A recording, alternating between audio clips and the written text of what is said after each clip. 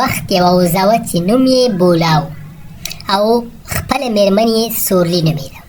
دوی د بچیانو سره د ځنګل په یوه غاړه کې ژوند کاوه. کله چې به بولا ځنګله ته تله، غوښتل یې چې څه شیان پاڼې راټولې کړي، نو دی به ډېر په وام او ډار کې و، ځکه چې هلته لیوه او نور خطرناک حیوانات ګرځېدل.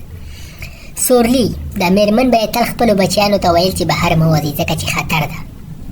یوه شپه سورلي 3 نور بچیان پیدا کړل. کله چې هغوی پیدا شول نو هغوی ژړا کوله چې دغه ژړا د نورو خطرناک حیواناتو واورېدل لکه لیوه.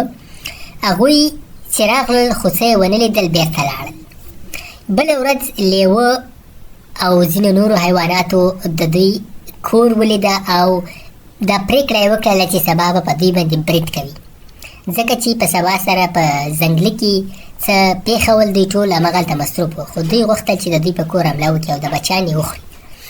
نو ماښام چې کله بولا کور ته راورسېد، بولا کور ته رانغی. سورلي پریشانه شوه چې په همدې وخت کې یو ښکاري راغی چې نوم یې روهن و. هغه کور ته ننوت او ماشومان یې په غېږ کې ونیول او بوی تلل ځان سره. کله چې بولا راغی نو چې ویې کتل ماشومان نسته دي، لاړه د ځنګل پاچا زمري ته، خو زمري ورته وویل تاسو د ځنګل اوسېدونکي نه یاست، زه مرسته نشم کولی. دوی ډېر خفه شول. په لاره کې چې ګوري یو بل کشپ دوی سره یو ځای شو چې هغه ډېر هوښیار و. هغه ورته وویل ما ته د ښکاري ځای معلوم ده چې هغه په یو پټ تونل کې اوسي، نو راځئ چې زه در سره لاړ شم، هغه به پیدا کړو او دا بچیان به وژغورو. خو دغه کشپ ورغی، په پټه سره یې د دوی ټوپک ترې واخیست او پټ یې کړ.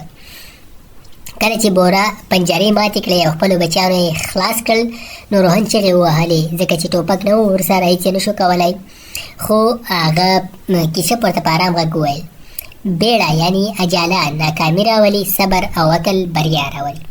د دې نه وروسته دوی یو بل خوندي کور جوړ کړ او په همغه کې د خوشحالۍ سره خپل ژوند تېراوه.